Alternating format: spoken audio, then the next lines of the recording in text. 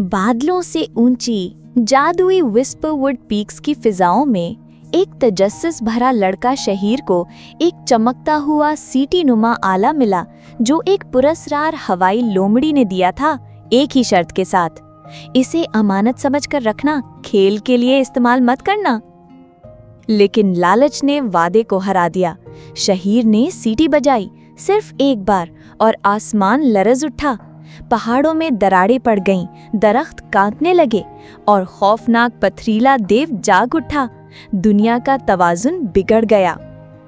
शहीर सजदे में गिरा और आहिस्ता से बोला, या अल्लाह, मैंने अमानत में खयानत की, मुझे माफ कर दे।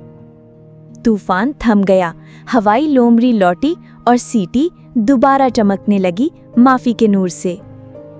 नबी करीम सल्लल्लाहु अलैहि वसल्लम ने फरमाया, जिसमें अमानतदारी नहीं उसका ईमान भी नहीं। और उस दिन के बाद शहीर हर वादे को हवा की अमानत समझकर निभाता रहा।